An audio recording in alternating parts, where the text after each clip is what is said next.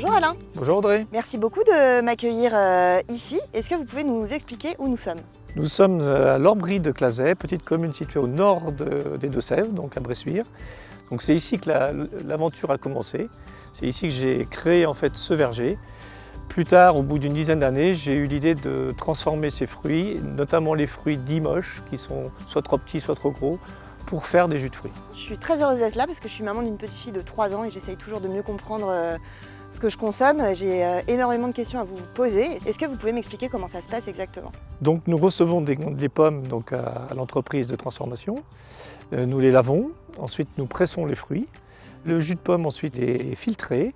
Il est embouteillé et la particularité c'est qu'il est embouteillé à froid chez nous et ensuite il est pasteurisé puis conditionné en carton de 6. Et pour les fruits que vous pressez, est-ce que ce sont uniquement des fruits de votre verger?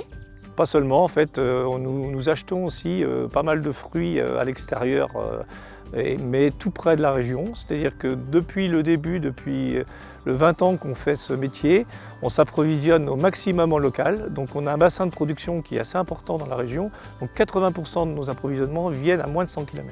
Et vous me parlez tout à l'heure de pasteurisation. Est-ce que vous pouvez m'expliquer à quoi ça sert exactement? Donc la pasteurisation, ça a été en fait un procédé créé par Pasteur. C'est simplement une montée en température progressive à 80 degrés et refroidir le produit. Ainsi, en fait, il est stable et il n'y a pas de redémarrage en fermentation et on peut le consommer encore 2 ans après son embouteillage. Et quant à l'embouteillage, vous êtes dans une démarche durable? Ce qui est bien dans le verre, c'est que c'est recyclable à l'infini. Donc on est déjà sur une filière où on recycle le produit. On s'interroge et on travaille actuellement pour travailler sur de la consigne et notamment sur la bouteille 1 litre, donc c'est le produit que l'on fait le plus, où là on est en train d'étudier toute la filière de recyclage avec cette problématique de consigne où il y a beaucoup de logistique en fait, autour, de nettoyage, etc. C'est un travail que nous faisons actuellement. Et en tant que consommatrice, je me pose une question, est-ce qu'il y a du sucre ajouté dans les jus de fruits qu'on consomme? Non, bien sûr que non.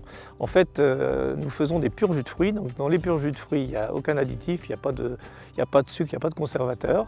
Et en fait, le sucre que vous pouvez trouver dans le jus de fruits, c'est uniquement le sucre qui est présent naturellement dans le fruit. Et une fois que le jus est embouteillé, qu'est-ce qui se passe? Une fois que le jus est embouteillé, en fait, il est conditionné en carton, il est stocké en température ambiante. Et puis, il va rejoindre les rayons de la distribution très rapidement, et donc disponible pour vous, consommatrices. Merci beaucoup, Alain, de m'avoir reçu. Avec plaisir. On passe à la dégustation. On y va. C'est parti.